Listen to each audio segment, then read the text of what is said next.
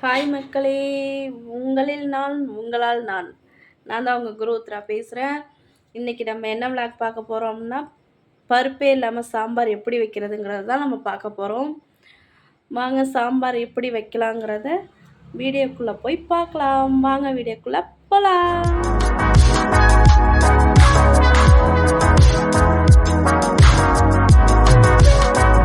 இனிமே நம்ம பருப்பு இல்லைன்னு ஃபீல் பண்ணவே வேண்டியதில்லை. நம்ம பருப்பே இல்லாமல் சாம்பார் குயிக்காக எப்படி வைக்கலாங்கிறத நம்ம பார்த்துக்கலாம். இந்த பருப்பே இல்லாத சாம்பார் வைக்கிறதுக்கு என்னென்ன தேவை அப்படிங்கிறத பார்க்கலாம். அதுக்கு ஃபஸ்ட்டு நம்ம 2 பெரிய சைஸ் வெங்காயத்தை எடுத்து நறுக்கி வச்சுருக்கோம். பொடி பொடியாக நறுக்கி வச்சுருக்கோம். அதே மாதிரி 2 தக்காளி நறுக்கி வச்சுருக்கோம். பச்சை மிளகாய் ஒரு 5 பச்சை மிளகாய் காரத்துக்கு ஏற்ற மாதிரி நறுக்கி வச்சாச்சு. இப்போ இது எல்லாத்தையும் குக்கரில் சேர்த்துக்கலாம். வெங்காயம், தக்காளி, பச்சை மிளகாய் எல்லாத்தையுமே நம்ம குக்கரில் ஒன்றா சேர்த்துக்கலாம். இது மட்டும்தான் நம்ம சேர்க்க போகிறோம். பருப்பே தேவையில்லை. நம்ம இனிமேல் டென்ஷன் ஆக வேண்டிய அவசியமும் இல்லை. டக்குன்னு நம்ம சாம்பார் ரெடி பண்ணிடலாம். குழந்தைங்களும் விரும்பி சாப்பிடுவாங்க. இப்போ நம்ம எல்லாத்தையும் இது கூட சேர்த்தாச்சு. இதோட ஒரு ஸ்பூன் அளவுக்கு மஞ்சள் தூள் சேர்த்துக்கலாம். இது கூடவே ஒரு ஸ்பூன் இல்லைன்னா 1.5 ஸ்பூன் சாம்பார் பொடி சேர்த்துக்கலாம். சாம்பார் பொடி இல்லைன்னு ஃபீல் பண்ண வேண்டாம். நம்ம வீட்டிலையே அரைச்ச குழம்பு தூள் இருந்தாலும் சேர்த்துக்கலாம். இப்போது இது முழுகிற அளவுக்கு தண்ணி ஊற்றினா போதும். நம்ம இது மட்டும்தானே போட போகிறோம், பருப்பெல்லாம் கிடையாதுனா முழுகிற அளவுக்கு தண்ணி ஊற்றினா போதும். இது கூடவே பெருங்காயத்தூள் சேர்த்தாச்சு. தேவையான அளவு பெருங்காயத்தூள் சேர்த்து இப்போ குக்கரை மூடி போட்டுடலாம். மூடி போட்டு 2 விசில் வச்சா போதும். குக்கரை மூடி வச்சிடலாம். 2 விசில் வச்சாச்சு. பார்த்திங்களா, வெங்காயம் தக்காளி நல்லா மசிஞ்சிருச்சு.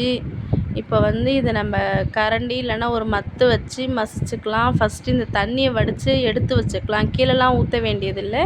இந்த தண்ணியை அப்படியே ஃபில்ட்ரு பண்ணி வச்சிட்டோம் அப்படின்னா நம்ம கடைசியாக மசிச்சு விட்டுட்டு இந்த தண்ணியை நம்ம இதிலே ஆட் பண்ணிக்கலாம். இப்போ இதை வடித்தாச்சு. தண்ணியை ஃபுல்லாக வடித்து எடுத்தாச்சு. இப்போ ஒரு கரண்டி அப்படி இல்லைன்னா மத்து இருந்தாலும் அதை வச்சு மசிச்சுக்கலாம். இப்படி நல்லா மசிச்சு எடுத்துக்கலாம். இந்த அளவுக்கு மசிச்சாச்சு. இது போதும். இந்த அளவுக்கு மசித்தாலே நமக்கு போதும். இப்போ இதுக்கு ஒரு மசாலா ரெடி பண்ணிடலாம். அதுக்கு ஒரு பேன் வச்சு அடுப்பை லோ ஃப்ளேம்லேயே வச்சுக்கலாம். இதில் கொஞ்சமாக வெந்தயம் சேர்த்துக்கலாம். கொஞ்சமாக வெந்தயம் சேர்த்தாச்சு. அடுப்பை வேகமாக வச்சிட்டோன்னா கருகிடும். அதனால் லோ ஃப்ளேம்லேயே வச்சுக்கலாம். இப்போ 1.5 ஸ்பூன் அளவுக்கு தனியா சேர்த்துக்கலாம். இதில் தனியா சேர்க்குறோம் அப்படின்னா நல்லா வாசமாக இருக்கும். சாம்பார் நல்லா டேஸ்ட்டாகவும் இருக்கும், வாசமாகவும் இருக்கும். இப்போ இது 2த்தையும் அடுப்பை லோ ஃப்ளேம்லேயே வச்சு பொரியிற அளவுக்கு வறுத்தா போதும். ரொம்ப கருக விடாமல் வருங்க. இதை நம்ம பொறுமையாக வறுத்து எடுத்துக்கலாம். இப்போ நம்ம வறுத்தாச்சு, உங்களுக்கே தெரியும். தனியாக வறுத்தாச்சு. அடுப்பை ஆஃப் பண்ணிடலாம். இதை அப்படியே மிக்ஸி ஜாரில் ட்ரான்ஸ்ஃபர் பண்ணி நம்ம அரைச்சிக்கலாம். ரொம்ப ஃபைன் பவுடராக அரைக்கணும்னு அவசியம் இல்லை. நார்மலாக அரைச்சா போதும். அப்படி இல்லைன்னா உரலில் கூட போட்டு நம்ம இடிச்சுக்கலாம். இந்த அளவுக்கு இடித்தா போதும். ரொம்ப ஃபைனாலாம் அரைக்கணும்னு அவசியம் இல்லை. இப்போ நம்ம இதை இடித்தாச்சு. நெக்ஸ்ட் இது எல்லாத்தையும் ஆட் பண்ணிடலாம். இப்போ சாம்பார் தாளிச்சிடலாமா? மறுபடியும் பேன் வச்சு எண்ணெய் சேர்த்துக்கலாம். எண்ணெய் ஹீட்டான உடனே கடுகை சேர்த்துக்கலாம். கடுகு சேர்த்தாச்சு. கடுகு நல்லா பொரிஞ்சிருச்சே. நல்லா பொரிஞ்சிருச்சு. இப்போது நம்ம கருவேப்பிலை ஆட் பண்ணிக்கலாம்.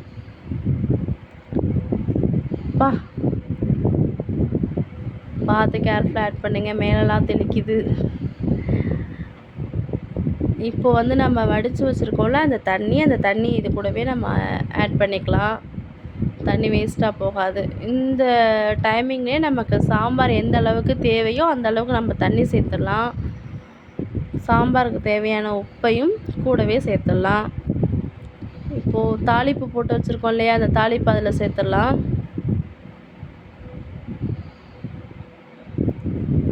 இது கூடவே நம்ம ரெடி பண்ண மசாலாவையும் உள்ளே சேர்த்துக்கலாம். நல்லா கொதித்து வந்தாச்சு. நல்ல சாம்பார் கொதிச்சிட்ருக்கு.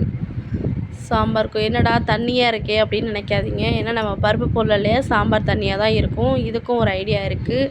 நம்ம ஒரு கரண்டி இட்லி மாவு இதில் ஆட் பண்ணிக்கலாம். தேவையான அளவு தண்ணி சேர்த்து கட்டி இல்லாமல் கரைச்சிட்டு நம்ம சேர்த்துக்கலாம். அதை பருப்பு போடலை இல்லையா, அதனால சாம்பார் இப்படி தான் இருக்கும். நம்மளுக்கு இட்லி மாவு சேர்த்த உடனே உங்களுக்கே தெரியும் சாம்பார் எப்படி வரும் அப்படின்ட்டு.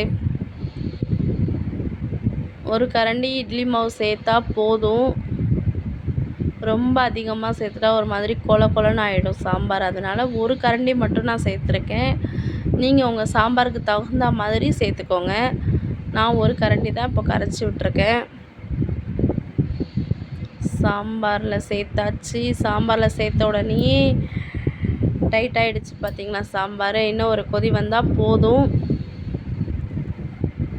சாம்பார் நல்லா கொதிக்க ஆரம்பிச்சிருச்சே. இவ்வளோதாங்க, சாம்பார் ஈஸியாக வச்சிட்டோம்ல. நம்ம குழந்தைங்களும் விரும்பி சாப்பிடுவாங்க. சாம்பார் 10 மினிட்ஸ்லேயே வச்சிடலாம். நம்ம எல்லாத்தையும் ரெடி பண்ணி வச்சிட்டோம் அப்படின்னா 10 மினிட்ஸ்லேயே வச்சிடலாம். சாம்பார் டைட் ஆகிடுச்சு. இறக்கி வச்சா இன்னும் டைட் ஆகிடும். அடுப்பு ஆஃப் பண்ணிக்கலாம். அவ்வளோதான், பருப்பு இல்லாத சாம்பார் ரெடி. இதுக்கு கூடவே 2 இட்லியும் வச்சு கார சட்னி வச்சு சாப்பிட்டா செம்ம டேஸ்ட்டாக இருக்கும். நீங்கள் ட்ரை பண்ணி பாருங்கள். சாம்பார் எப்படி இருந்துச்சுன்னு சொல்லிவிட்டு கமெண்ட் பண்ணுங்கள், ஷேர் பண்ணுங்கள், லைக் பண்ணுங்கள். பாய்.